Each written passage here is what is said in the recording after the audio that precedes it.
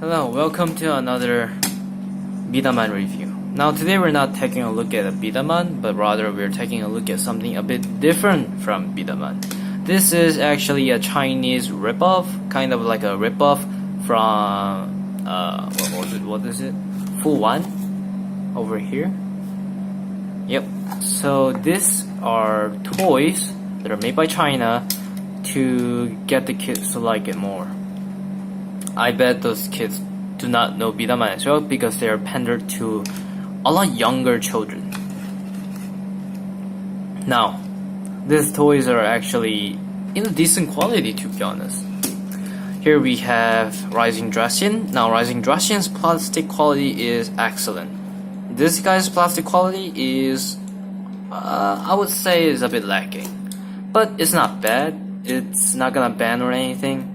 It's actually a pretty decent quality in terms of plastic. Now, the entire gimmick behind these guys are that they can shoot disc out of them. So it comes with 3 of discs, and then the toy itself in the packaging. Now this is the entire packaging. Yeah, you know, one of these is horrible. I would have preferred boxes because at least I can store them away if I'm not, displaying them. But anyway, this actually is a decent toy.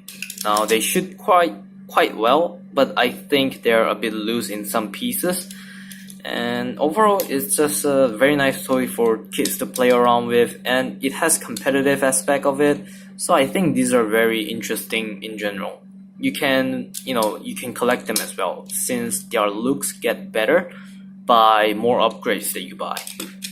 Now, for shooting, these guys are actually pretty good at shooting. I would say they're even stronger and hard to look for the disc if you lose them. So, the sound of that was actually quite loud. Now let's take a look at Rising Dragon, the strongest Bidaman I have in my collection. Alright. The sound was quite similar, and that was emblem charged on the first one. The first one over here, as in the shoulder one.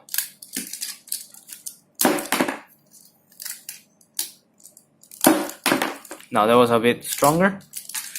Rising Dragon is actually a really good toy, but the power is not as strong as this guy because I guess some law in China is a bit different, I guess.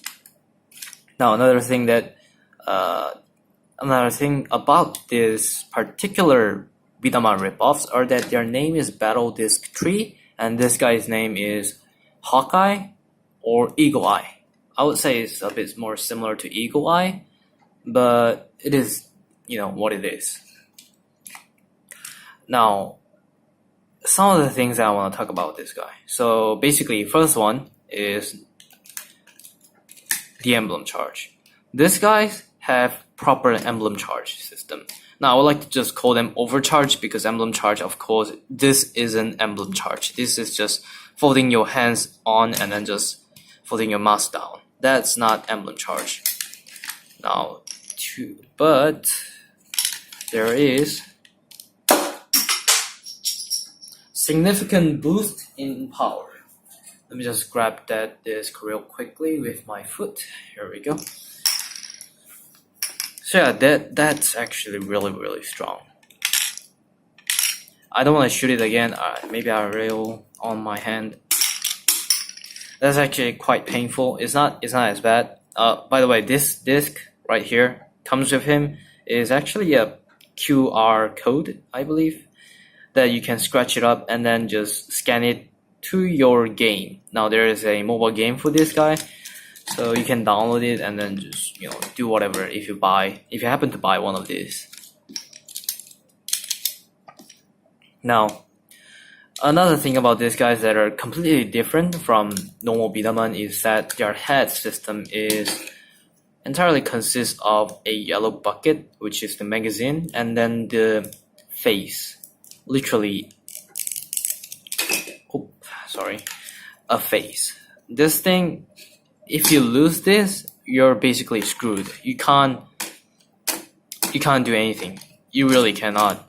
So this disc, don't tell your mom to throw it away. Always tell your mother that this is actually an important thing. Please, this is not coming from a soda or anything like that. This is actually required to have in this toy. I just wish this actually looked like a toy instead of just something that come from children's drink. Now you can plug it in. Now, last thing, there's some issue with this figure. The figure has the issue with it is that over here, if you look closely, that's a bit rough around the edges, isn't it? Now that's not by the toy, that's by me. I had to do it with a super glue, the glue gun, because it was too loose. So I had to plug it in, not plug it in, I had to put some glues around the edges and then inside so that this shoulder piece actually stays in place, like so. So that was a really pain to deal with. Actually, that goes same for this bucket. Bucket had the same issue. So I had to glue it and then just now it plug it in right nicely like so, but I had some issue with this. Another issue I have is the lack of customization with this entire figure.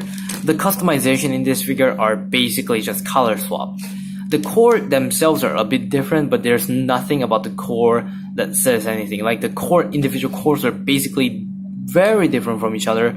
However, I think that's just by accident or QC issue rather than actually making them different from each other, because their constructions are basically the same. Maybe the extension of this plastic ring is different, but still there are some issues that I think are due to QC issues, quality control, which is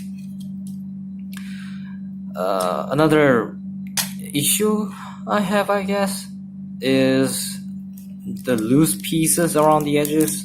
Like, for example, that's a bit loose, but that's fine. That's just being nitpicky. Other than that, these figures are actually pretty good. And then those issues that I talked about can be solved very easily. And those type of stuff always happen in toys. So I do not blame them.